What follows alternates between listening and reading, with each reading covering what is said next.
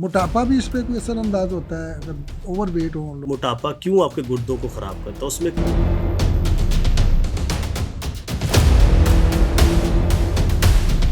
में गुर्दों की हेल्थ का पता लगा हो कि उनकी वर्किंग किस हद तक है, तो उसके लिए क्या होना चाहिए? उसके लिए ये होता है कि आप आपके चेहरे पे या आपके पेशाब में कोई भी ऐसी अलामत नजर आए तो आपको फौरी तौर पर डायलिसिस का क्या प्रोसेस है? डायलिसिस से वापस आ सकता है मरीज? डायलिसिस पे चले जाता है पेशेंट, उसकी रिकवरी। तो डॉक्टर साहब ये बताएं कि गुर्दे खराब क्यों होते गुर्दे खराब होने की कई वजूहात, लेकिन जो मेजर कॉजेज है हैं? में गुर्दों की हेल्थ का पता लगा हो कि उनकी वर्किंग किस हद तक है, तो उसके लिए क्या होना चाहिए? उसके लिए ये होता है कि आप एक जीएफआर का टेस्ट होता है। जीएफआर जो है वो आपको बता देता है कि आपके गुर्दे कितने फीसद जो है वो काम करते हैं।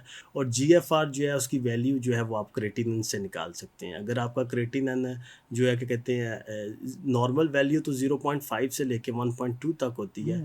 लेकिन अगर आप जीएफआर टेस्ट करवाते हैं, उसमें जो आपका वो निकलती है वैल्यू आती है क्रेटिनिन को, उसको अगर एक एक सॉफ्टवेयर है उससे आप चेक कर सकते हैं कि आपके किडनी कितने फीसद फंक्शन कर रहे हैं। तो नाजरीन, अगर आपके चेहरे पे या आपके पेशाब में कोई भी ऐसी अलामत नज़र आए तो आपको फौरी तौर पर अपना आरएफटी, अल्ट्रासाउंड और ईजीएफआर टेस्ट कराना होगा। इनसे पता चल जाएगा कि आपके गुर्दों का साइज़ क्या है, आपके गुर्दे किस हद तक काम कर रहे हैं और यूरिया और ब्लड क्रिएटिनिन किस हद तक ज़्यादा है। इससे आपको इब्तदाई मालूमात मिल जाएगी।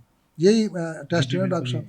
अच्छा ये बताएं कि जो लोग इस स्टेज से भी आगे चले गए हैं, यानी जो डायलिसिस पे चले गए हैं, यानी क्रिएटिनिन अगर और ब्लड यूरिया ज़्यादा हो जाता है तो फिर तो ट्रीटमेंट मुश्किल हो जाता है, फिर डायलिसिस पे चला जाता है मरीज़। तो डायलिसिस का क्या प्रोसेस है? डायलिसिस से वापस आ सकता है मरीज़? देखिए, एलोपैथिक जो डॉक्टर्स हैं वो कहते हैं कि जो डायलिसिस पे चले जाता है पेशेंट, उसकी रिकवरी नहीं होती। वो या तो ट्रांसप्लांट करते हैं या वो कहते हैं डायलिसिस करवाएं। लेकिन होम्योपैथिक में रिसर्चेस हैं, वो कहते हैं कि होम्योपैथिक से इसका ट्रीटमेंट हो सकता है। होम्योपैथिक आजकल जो है वो दो किस्म की है, एक स्टोर की होम्योपैथिक है, एक क्लिनिकल होम्योपैथिक है। मोस्टली लोग जो है वो स्टोर की होम्योपैथी को इस्तेमाल करते हैं, जिसकी वजह से फिर उनको इस तरह का रिस्पॉन्स नहीं मिलता। यानी गूगल से रिसर्च की दवाई और स्टोर से जाकर ले ली या स्टोर वालों को पूछ कर ले ली, तो दवाई का फैक्ट तो देख लिया कि इस बीमारी के लिए, लेकिन उसके साइड इफ़ेक्ट का पता ना चला कि किस बीमारी के लिए। आपका मतलब है कि ट्रीटमेंट अगर करवाना हो तो आपको अपने डॉक्टर की इंस्ट्रक्शन के मुताबिक दवाई लेनी होगी। यानी और अगर इब्तदाई तौर पर आप 2, 4, 10 डायलिसिस करवाते हैं तो उसमें हम चांसेस है कि होम्योपैथी दवाई आज से रिवर्स हो जाए हम। लेकिन जो ज़्यादा देर से करा रहे हैं उनको फिर ट्रांसप्लांट ही ज़रूरी होगा। नहीं, मैं आपको एक चीज़ बताता हूँ, डायलिसिस उसके रुक सकते हैं जिसको अभी तक यूरिन आ रहा है। जिस वक़्त यूरिन बंद हो जाता है फिर आप ये समझें कि वो रिवर्स नहीं हो सकता। डायलिसिस का रोकने का तरीकाकार ये होता है कि जब आपको यूरिन आ रहा है, और सबसे पहले आपने देखना है कि डायलिसिस के दौरान आप पानी कितना निकलवाते हैं, क्योंकि क्रेटिनिन अगर 12-13 पे भी चला जाए तो लोगों को डायलिसिस की ज़रूरत भी नहीं पड़ती। डायलिसिस हमेशा उस वक़्त होते हैं जब आप जाके पानी निकलवाते हैं 2 लीटर 3 लीटर, क्योंकि वो फ्लूइड जो है वो आपको डिस्टर्ब करता है, उससे आपका साँस फूलना शुरू हो जाता है। इस वजह से जो है आपको डायलिसिस की ज़रूरत पड़ती है।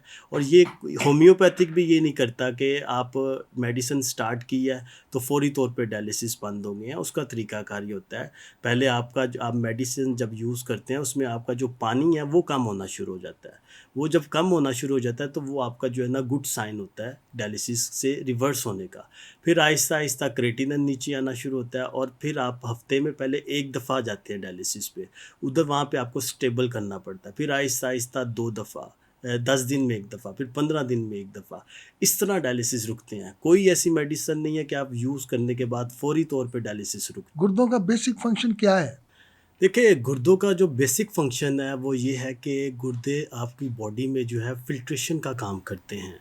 आपके आप जो खाते हैं, जो बॉडी के अंदर फासद मादे हैं, उनको जो है वो फ़िल्टर करके और यूरिन के ज़रिए फासद मादे बाहर निकल आते हैं और साफ़ ब्लड जो है वो दोबारा बॉडी के अंदर चलता है। तो इसलिए जो है ये फ़िल्ट्रेशन का जो है ये काम करते हैं, और ये बहुत ज़रूरी है, क्योंकि अगर आपके गुर्दे ख़राब हो जाते हैं तो आप ये समझें कि आपकी पूरी ज़िंदगी जो है वो नकारा होके रह जाती है, ख़राब होके रह जाती है। और उससे कई वजूहात, कई डिज़ीज़ेज़ का आपको सामना करना पड़ सकता है, उसमें आपको कई अलामात का सामना करना पड़ सकता है, और साथ में जो है उससे आपकी जान भी जा सकती है। अच्छा डॉक्टर साहब, ये बताएं कि गुर्दे ख़राब क्यों होते हैं? देखिए, गुर्दे ख़राब होने की कई वजूहात हैं, लेकिन जो मेजर कॉजेज़ हैं वो मैं आपको बता देता हूँ। उसमें सबसे पहले जो है वो हाई ब्लड प्रेशर, एचटीएन, हाइपरटेंशन, और सेकंड में डायबिटीज़। उसके बाद जो है प्रोटीयूरिया जैसी बीमारियाँ, किडनी स्टोन जैसी बीमारियाँ। लेकिन मोस्टली जो 2 जो 2 वजह आ रही है वो ये आ रही है कि ब्लड प्रेशर और डायबिटीज़ जो है, ये आपके गुर्दों को जो है सबसे ज़्यादा नुकसान देती हैं और यही ख़राब करती हैं। अच्छा, शुगर के लिए मैं क्या अगर किसी को 2 साल से या 4 साल से शुगर है, या किसी को 20 साल से शुगर है, तो दोनों का स्टेटस डिफरेंस होगा गुर्दों के हवाले से, या इसमें हम एक जैसे रिस्क पे होंगे दोनों? देखिए, गुर्दे जो डायबिटीज़ का पेशेंट है, उसका ये होता है कि अगर किसी को 20 साल से शुगर है, आपने देखा होगा किसी को 20 साल का से शुगर है, उसके गुर्दों को बिल्कुल नुकसान नहीं हुआ हुआ। वो बिल्कुल जब भी वो टेस्ट करवाता है नॉर्मल। उसकी वजह ये है कि वो अपनी जो सेहत है, अपनी शुगर है, उसको मेंटेन करके रखते हैं। और जो नहीं मेंटेन करते, जो बदपरहेज़ी करते रहते हैं, उनसे फिर ये होता है कि आपके जो शुगर है, वो आपकी किडनीज़ के नेफ्रॉन्स को जो है वो डैमेज करती है, फ़िल्टर जो जिसे हम फ़िल्टर कह सकते हैं, उनको डैमेज करती है। उससे फिर ये होता है कि आपके यूरिन में जो है वो प्रोटीन आना शुरू हो जाती है, जिसकी वजह से प्रोटीन आने का मकसद ही ये होता है कि आपके जो गुर्दे हैं वो ख़राब होना शुरू हो जाते हैं। वो आपको साइन दे रहा होता है कि जब यूरिन में जो झाग, जिसे हम झाग कहते हैं, जिसे कहते हैं झाग वाला यूरिन, इससे आपके जो है ये आपको साइन दे रहा होता है कि आपके गुर्दे ख़राब हो रहे हैं।